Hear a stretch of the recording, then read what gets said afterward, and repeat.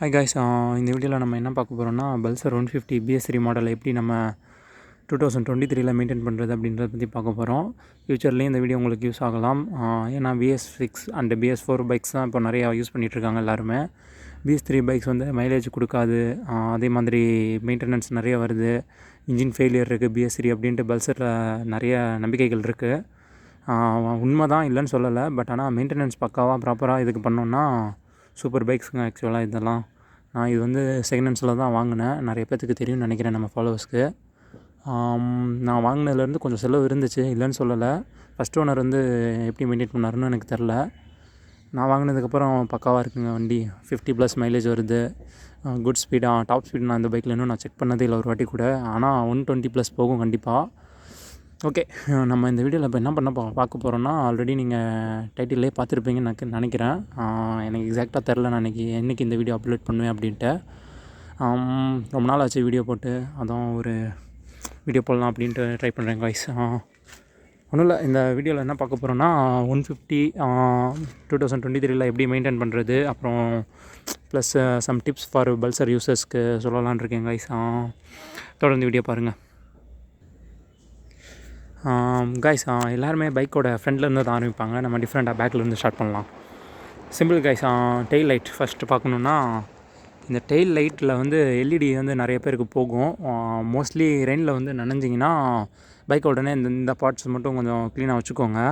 இது க்ளீனாக வச்சுக்கலன்னா என்ன ஆகுதுன்னா, சம்டைம்ஸ் வந்து நான் உங்களுக்கு காமிக்கிறேன். இந்த இடத்துல வந்து பிளாஸ்டிக் மோல்டிங் மாதிரி பண்ணியிருப்பாங்க லைட்ஸ்குள்ளே தண்ணி போகாமல் இருக்கிறதுக்கு. அது சம்டைம்ஸ் போயிட்டு உள்ளே வந்து எல்இடிஸ் எல்லாம் நிறைய டேமேஜ் ஆகும். நான் வாங்கினேன் கொஞ்சம் நாள்லேயே இது மாற்றிட்டேன்.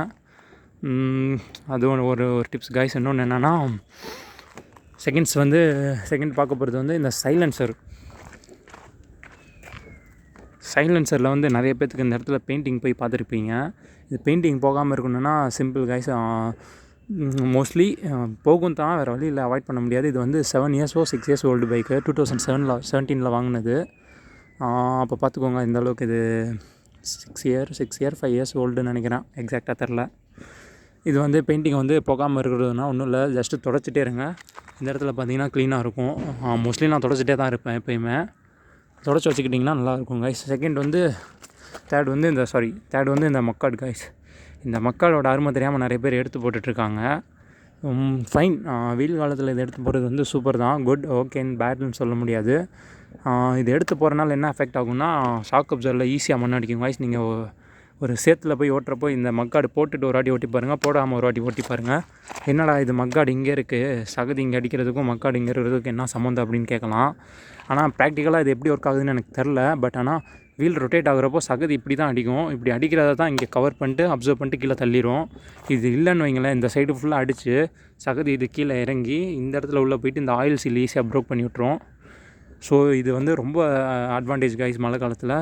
வெயில் காலத்தில் வேணால் நீங்கள் ரிமூவ் பண்ணி வச்சுக்கோங்க, நோ இஷ்யூஸ். லுக்ஸ்க்காக நிறைய பேர் ரிமூவ் பண்ணிட்டு ஓட்டுறாங்க. சில பேர் இதே டெயில் டிடியே எடுத்துகிட்டு மாடர்னாக அந்த நம்பர் பிளேட், அது மேக்னெட்டிக் நம்பர் பிளேட்லாம் போட்டு ஓட்டிகிட்ருக்காங்க. பார்த்துக்கோங்க கைஸ், இது எடுத்துக்கிடுங்க.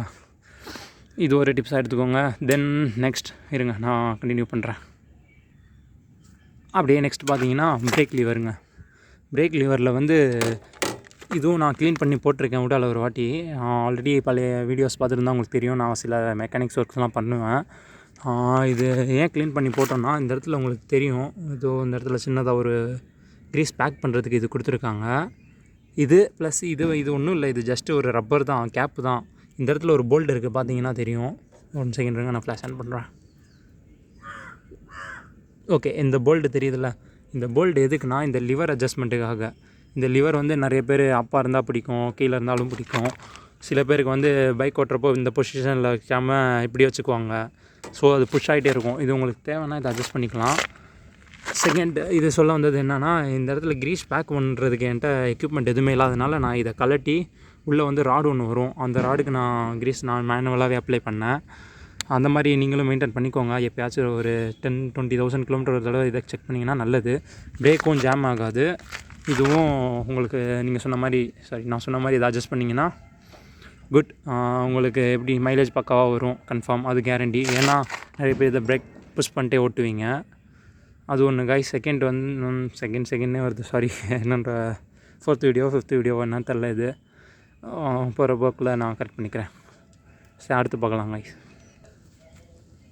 அடுத்தது பார்த்திங்கன்னா பைக் லெஃப்ட் ஹேண்ட் சைடு நான் வந்துட்டேன். இப்போது சைட் ஸ்டாண்ட் ரொம்ப பேர் ஃபேஸ் பண்ணுற பெரிய பிரச்சனை பல்சர் 150 அண்டு பல்சர் பைக்ஸில் சைட் ஸ்டாண்ட் போட்டோன்னா பைக் வந்து சாஞ்சிக்கிட்டே இருக்கும். அது சாயாமல் இருக்கணும்னா ஒன்றும் இல்லை, ஸ்டாண்டு மட்டும் மாற்றிடுங்க, சிம்பிள், அவ்வளோதான். இது பார்த்திங்கனாலே இந்த இடத்துல புஷ் ஆகும், தெரியுதா? இந்த புஷ் ஆகாமல் இருக்கணும்னா நீங்கள் ஜஸ்ட்டு ஒரு ஸ்டாண்டு மட்டும் பூச மாட்டிங்கன்னா கரெக்டாக வந்துடும் கைஸ். ஓகே சைட் ஸ்டாண்டுக்கு அப்புறம் பார்த்திங்கன்னா கியர் லீவர்ஸ் சேம் தான். பிரேக்ஸுக்கு நான் சொன்ன மாதிரி கியர் லிவர்ஸ்க்கும் அட்ஜஸ்ட்மெண்ட் இருக்குது. இந்த இடத்துல ஒரு போல்ட் இருக்குது, பார்த்தா தெரியும். இது 10mm போல்ட்டு தான். இது உங்களுக்கு எப்போ தேவையில்லையோ, தேவையில்லை மீன்ஸ் உங்களுக்கு எப்போ இதை அட்ஜஸ்ட் பண்ணணும்னு தோணுதோ இதை நீங்கள் லூஸ் பண்ணிட்டு லிவர் உங்களுக்கு தேவையான மாதிரி நீங்கள் அட்ஜஸ்ட் பண்ணிக்கலாம். கீழே வீடியோ காமிக்கிறப்போ ஆயில் சார் இருந்திருக்கும், அது எதுக்குன்னு நான் சொல்கிறேன் கைஸ். செயினில் வந்து லூப் பண்ணுறப்போ ஓவர் ஆயில் அப்ளை பண்ணிட்டாங்க மெக்கானிக்கு. இப்போ நான் வந்து பைக் எடுத்துகிட்டு சென்னைக்கு வந்துட்டேன். ட்ரைவ் பண்ணிட்டு தான் வந்தேன். நான் அதுவும் இல்லாமல் என்னோடய குரூட்டை தான் நான் போய் சர்வீஸ் பண்ணேன். இது பார்த்தாலே தெரியும் உங்களுக்கு, பேரல் வந்து புதுசு போட்டிருக்கேன். இதோட காஸ்ட் எவ்வளோ ஆச்சுன்னு உங்களுக்கு வேணும்னா சொல்லுங்கள், நான் அதுக்கு தனியாக வீடியோ போடுறேன். ஓகே, இது வந்து கியர் லிவர் அட்ஜஸ்ட் பண்ணுறதுக்கு. என்னடா இவன் இன்ஜின் ஆயில் சொல்ல மாட்டான், ஸ்பார்க் ப்ளக் சொல்ல மாட்டான், ஏர் ஃபில்டர் சொல்ல மாட்டான், தென் ஏர் அந்த மெயின்டெனன்ஸ், அப்புறம் பெட்ரோல் எவ்வளோ வச்சு போகணும், எதுவுமே சொல்ல மாட்டான். ஜஸ்ட்டு இந்த சம்மந்தம் இல்லாமல் இதை அட்ஜஸ்ட் பண்ணுறது, அட்ஜஸ்ட் பண்ணுறதை பற்றி சொல்லிகிட்ருக்கான்னு நினச்சிங்கன்னா ஒன்றும் இல்லை. நிறைய வீடியோஸ் இப்போ போட்டாங்க, இந்த ஆயில் ஃபில்ட்ரு எப்படி செக் பண்ணுறது, அப்புறம் ஆயில் ஃபில்ட்ரு இந்த பைக்கில் இல்லை, ஏர் filter, spark plug cleaning, chain maintenance, இதெல்லாம் நிறைய வீடியோஸ் இருக்குது கைஸ். ஸோ அதை நான் சொல்லி திரும்ப அதையே சொல்லி நான் இருக்க விரும்பலை. அடுத்த ஃப்ரெண்டில் வந்தீங்கன்னா ஒன்றும் இல்லை. இது பார்த்தீங்கன்னா ஜஸ்ட் ஒரு 30 rupees தான். இது எப்படி எனக்கு சேவ் பண்ணுதுன்னா, இந்த இடத்துல பார்த்தீங்கன்னா உங்களுக்கு தெரியும் சைலன்சர் எவ்வளோ க்ளீனாக இருக்குன்ட்டு. சீரியஸாக செம்ம ஒர்த்து கைஸ். இது பார்க்க கொஞ்சம் அசிங்கமாக தெரியுமா இல்லை நல்லா தெரியுமான்னு தெரியல, எனக்கு பிடிச்சிருந்துச்சி. நான் போடணும்னு சொல்லி என் ஃப்ரெண்டுகிட்ட சண்டை போட்டு நான் வந்து ஆல்டர்னேட் பண்ணது இது. அவன் வேணான்னு சொன்னான். உங்களுக்கு தெரியும், பழைய வீடியோஸில் வந்து அவன் பேசியிருப்பான்.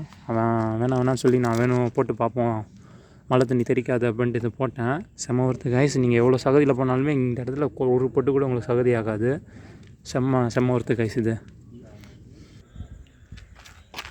அதே மாதிரி கைஸ், இது ஃப்ரண்ட் வீல் வந்து எப்போயுமே ஃப்ரீயாக வச்சுக்கோங்க. இப்போ நான் சிங்கிள் ஒரு ஆள் தான் நான் போயிருக்கேன், ஃப்ரெண்ட்ஸ் யாருமே இல்லை இப்போ என்கிட்ட. அவங்க இருந்தாங்கன்னா அவங்களுக்கு சப்போர்ட்டி வந்திருக்கும். பேக்கில் தூக்கிட்டு ஃப்ரண்ட் வீலை சுற்றி பாருங்கள். சுற்றி பார்த்தீங்கன்னா உங்களுக்கு ஃபீல் ஃப்ரீயாக சுற்றுதா இல்லையான்னு செக் பண்ணிக்கோங்க. ஃப்ரீயாக சுற்றணும். சுற்றிச்சுன்னா குட், சுற்றலைன்னா என்னென்னு செக் பண்ணிக்கோங்க. டிஸ்க்கு தான் கன்ஃபார்மாக பிடிக்கும். டிஸ்கில் என்ன ப்ராப்ளம்னு செக் பண்ணிக்கோங்க. நெக்ஸ்ட்டு பார்த்தீங்கன்னா க்ளச் லீவர் வந்து 4mm ப்ளே வச்சுக்கோங்க. இதுவும் எனக்கு நான் யூடியூப்பில் பார்த்து தான் நிறைய கற்றுக்கிட்டேன். என்னோடய குரு ஒருத்தர் இருக்கார், நீங்கள் 11th கியர் மோட்டார்ஸ்னு பார்த்தா தெரியும். அவர் ஒன்று, இன்னொன்று வாகனவியல் தமிழ், இவங்க 2 பேர்த்த பார்த்து தான் நிறைய கற்றுக்கிட்டேன். இதோ இந்த இடத்துல இருக்குல்ல, இது 4mm ப்ளே. உங்களுக்கு வீடியோவில் எக்ஸாக்டாக தெரியாது. 4mm ப்ளே இருக்கிற மாதிரி வச்சுக்கிட்டிங்கன்னா குட் மைலேஜ் நல்லா தரும். செகண்ட் வந்து இந்த கவர், இது ரெக்கமெண்ட் பண்ண மாட்டேன். போட்டுக்கிட்டிங்கன்னா உங்களுக்கு டிஸ்பிளே சேஃபாக இருக்குங்க. ஏன்னா டிஸ்பிளேயோட காஸ்ட்டு 3500. ஏன்டா இது போட்டால் டிஸ்பிளே சேஃபாக இருக்க போகுது அப்படின்னு கேட்டிங்கன்னா, வெயில் அடிச்சிச்சுன்னா பல்சர் பைக்ஸ் நிறைய இதில் வந்து இது வந்து உள்ளே இருக்கிற டிஸ்பிளே வந்து வெயில் ரொம்ப ஹீட் ஆகி உள்ள டிஸ்பிளே போயிருக்கும். நிறைய வண்டியில் பார்த்துருப்பீங்க. அது போகாமல் இருக்கணும்னா இது வெயிலை கொஞ்சம் ஃபில்டர் பண்ணி உள்ளே அனுப்பும்.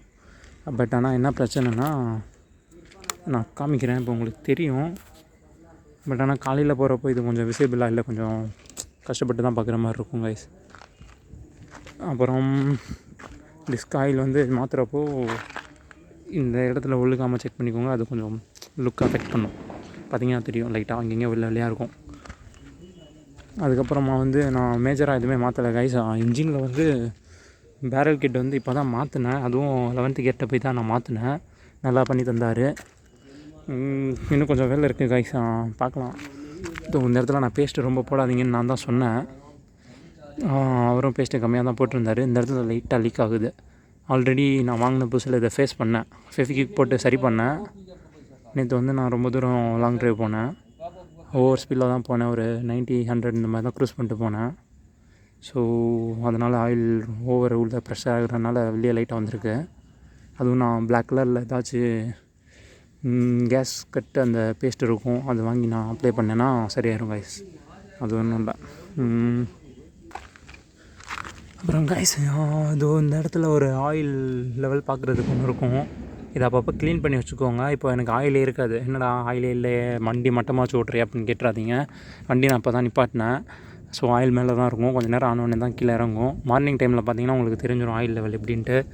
இது லோ லெவல், இது ஹையர் லெவல். இது ரெண்டுத்துக்கும் நடுவில் இருக்கணும். 2 கோடு இருக்குல்ல, அந்த 2 கோடுக்கும் நடுவில் இருந்துச்சுன்னா ஓகே. அதுக்கும் மேலே இருக்கக்கூடாது. அதுக்கு மேலே இல்லாமல் பார்த்துக்கோங்க, நல்லது அதுதான். அதுக்கப்புறமா பார்த்தீங்கன்னா spark plug guys. Spark flex நான் சொன்னேன்ல, நிறைய பேர் சொல்லிட்டாங்க. ஒன்றும் இல்லை, ஒரு 10,000 கிலோமீட்டர் ஒரு தடவை உங்கள்கிட்டயே பேசிக் டூல்ஸ் இருக்கும் கண்டிப்பாக. வண்டி வாங்குறப்ப கொடுத்துருப்பாங்க. எடுத்து க்ளீன் பண்ணி போட்டுக்கோங்க. அதே மாதிரி இந்த சைடு ஏர் ஃபில்டர் வரும், உள்ள ஏர் ஃபில்டரை க்ளீன் பண்ணி போட்டுக்கோங்க. இது எல்லாத்துக்குமே உங்களுக்கு வீடியோ வேணுன்னா சொல்லுங்கள். நான் ஒரு வாட்டி மெயின்டெனன்ஸ் டிப்ஸ் மாதிரி, மெயின்டெனன்ஸ் வீடியோ மாதிரி ஒன்று நான் போட்டு காமிக்கிறேன் உங்களுக்கு. அடுத்து கைஸ், இது பிரேக் டைட். அதே மாதிரி இந்த லிவரும் நான் அட்ஜஸ்ட் பண்ணியிருப்பேன். உங்களுக்கு அந்த பழைய ட்ரம் க்ளீனிங் வீடியோ பார்த்தாலே உங்களுக்கு தெரிஞ்சிருக்கும். இந்த லிவர் வந்து உங்களுக்கு தேவையான மாதிரி அட்ஜஸ்ட் பண்ணிக்கலாம். அதில் பண்ணுற பெரிய தப்பு என்ன நடக்கும்னா, பிரேக் சுத்தேஞ்சாலுமே நம்ம லிவரை தூக்கி பின்னாடி வச்சுருவோம். ஆனால் அட்ஜஸ்ட்மெண்ட் கரெக்டாக இருக்கிற மாதிரி தெரியும், ஆனால் பிரேக் பிடிக்காது. இந்த இஷ்யூ வந்து எப்படி வரும்னா, பிரேக் லிவர், இந்த லிவரோட பொசிஷனை நீங்கள் ரொம்ப மாற்றி வச்சிட்டிங்கன்னா அந்த ப்ராப்ளம் வரும். ஸோ அது தேவைன்னா மாற்றிக்கோங்க, இல்லாட்டி விட்டுருங்க. அது அப்படியே இருக்கட்டும், அதான் நல்லது. அப்புறம் ஃபோர்க்கு காய்ஸ். ஃபோர்க் வந்து ஒரு மார்னிங் இப்போ ரைடு எங்கேயாச்சும் கிளம்புறீங்க, ரைடு கூட வேணால் எங்கேயாச்சும் ஆஃபீஸ்க்கு போகிறீங்கன்னா நைட்டு வந்து பார்க் பண்ணிடுவீங்க. மார்னிங் எழுந்திரிச்சு துடைக்கிறதா டைம் இருந்தால் தொடங்க. அப்படி இல்லைனா நைட்டு வந்து பார்க் பண்ணோடனே தொடச்சி வச்சுருங்க. அந்த இடத்த தொடச்சி வச்சிட்டிங்கன்னா ஆயில் சீல் உங்களுக்கு ஈஸியாக போகாது, ரொம்ப நாள் வரும். இது ஒரு சின்ன டிப்ஸு, ஆனால் நிறைய பேர் சொல்லியிருப்பாங்க, எனக்கு தெரியும். அப்புறம் இன்னும் நிறைய பேர் ஃபேஸ் பண்ணுற பெரிய பிரச்சனை என்னென்னா, இந்த இடத்துல மேக்னெட் வரும். மேக்னெட்டில் இரும்பில் வரும். அந்த இரும்பில் வந்து பஜாஜில் குவாலிட்டி உங்களுக்கு தெரியும். பஜாஜ் பைக்ஸ் வச்சுருக்கவங்களுக்கு சூப்பர் குவாலிட்டி தான், இல்லைன்னு சொல்லலை. கொடுக்குற காசுக்கு ஒருத்தான குவாலிட்டியாக இருக்கும். காசும் கம்மியாக இருக்கும், குவாலிட்டியும் அந்த மாதிரி கரெக்டாக தான் இருக்கும். இந்த இடத்துல அடிக்கடி போகும் கைஸ். இது போகிறனால உங்களுக்கு சைடு ஸ்டாண்ட் இண்டிகேட்டர் வந்து போயிட்டே வந்து காட்டிக்கிட்டே தான் இருக்கும் மேலே டிஸ்பிளேல. இது நான் என்ன பண்ணியிருக்கேன்னா ஒன்றும் இல்லை, மேக்னெட் 8 ரூபா, ஃபிவிக்கு 5 ரூபா, 13 ரூபா தான். சிம்பிள், ஈஸியாக வேலை முடிஞ்சிடும். இது வந்து கான்டாக்ட் ஆகிட்டு அந்த இடத்துல நம்மளுக்கு காமிக்காது டிஸ்பிளேயில். இதுக்கும் உங்களுக்கு வீடியோ வேணும்னா சொல்லுங்கள். வீடியோ தேவையில்லை, எனக்கு தெரிஞ்சு நான் சொன்னதே அவ்வளோதான். ஜஸ்ட்டு ஒரு மேக்னெட் ஒட்டுங்க. அது மேக்னெட் விட்டுறப்போ வந்து அதே மாதிரி சவுத்து நார்த்தா சவுத் நார்த் இருக்கும், அது வந்து பார்த்துட்டு ஓட்டுங்க.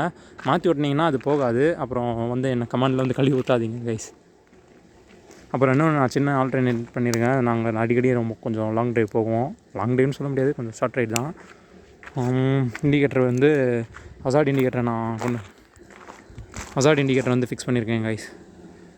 இதோட காஸ்ட் வந்து ஒரு 60 70 அவ்வளோதான் வந்துச்சு. குட் மெயின்டெனன்ஸ் தான் பண்ணுறேன். எனக்கு என்னால் முடிஞ்ச அளவுக்கு நான் நல்லா மெயின்டைன் பண்ணிகிட்ருக்கேன். ஓகே, இது மெயின்டெனன்ஸ். அப்புறம் ஆயில் வந்து 20W50 காய்ஸ். மாற்றி ஊற்றிடாதீங்க. நான் பல ஆயில் கம்பெனிஸ் மாற்றி செக் பண்ணியிருக்கேன். எப்படி சொல்கிறது, லிக்யூமாலியில் செக் பண்ணிட்டேன், மோட்டோவில் செக் பண்ணிட்டேன். கேஸ்ட்ரோல் மட்டும்தான் பாக்கி. லிக்யூமாலியில் மினரல் ஆயில் தான் அது. ஸோ நான் அது மாற்றிட்டேன். அதுவும் இல்லாமல் அது ஹெச்டி சிந்தட்டிக் தான் எனக்கு கிடச்சிச்சு. ஹெச்டி மீன்ஸ் ஹார்லி டேவிட்சனுக்கு. ஸோ அதெல்லாம் ரொம்ப பர்ஃபார்மன்ஸ் இருக்கிற வண்டி, நம்ம வண்டிக்கு அது தேவையில்லை. அதுக்கப்புறம் நான் மோட்டோவில் வந்து ஃபுல்லி சிந்தட்டிக்கும் ட்ரை பண்ணியிருக்கேன், செமி சிந்தட்டிக்கும் ட்ரை பண்ணியிருக்கேன். செமி சிந்தட்டிக் ரெக்கமெண்ட் பண்ணுறாங்க, நான் இப்போ தான் யூஸ் பண்ணிகிட்ருக்கேன். குட் தான். மைலேஜ் வந்து எனக்கு இன்ஜினில் வந்து போர் போயிருந்துச்சு கைஸ். அது வந்து ரன்னிங் ஸ்மோக்னு சொன்னாங்க ஒரு 11th கியரு. கரெக்டு தான், அது ரன்னிங் ஸ்மோக் தான். வண்டி ஐட்லிங் நின்னா ஸ்மோக் வராது. ஓவர் ஸ்பீட் பண்ணால் மட்டும்தான் ஸ்மோக் வரும். என்ன சொல்கிறேன்னா, இப்போது உங்களுக்கு ஆர்பிஎம் மீட்டர் தெரியும், கொசு எக்கச்சக்கமாக இருக்குது கைஸ். ஆர்பிஎம் மீட்டரில் வந்து 8000 இல்லை 9000 போனால் தான் ஸ்மோக் லைட்டாக வரதே உங்களுக்கு ஃபீல் ஆகும், இல்லாட்டி ஃபீலே ஆகாது. ஆயில் மாற்றுறப்போ வந்து ஒரு 700-800 ml தான் ஆயில் வரும் உங்களுக்கு பேக் வெளியே வர்றப்போ. அதை வச்சே நீங்கள் கண்டுபிடிச்சிடலாம் நம்ம பைக் வந்து இன்ஜின் செல்ல வைக்க போதா இல்லையான்ட்டு. அவ்வளோதான் கைஸ் இந்த வீடியோ. உங்களுக்கு கண்டினியூஸாக வீடியோஸ் வேணுன்னா சொல்லுங்கள், நான் போட்டுகிட்டே வரேன். ஏதாச்சும் இன்ஃபர்மேஷன் வேணுன்னாலுமே சொல்லுங்கள்.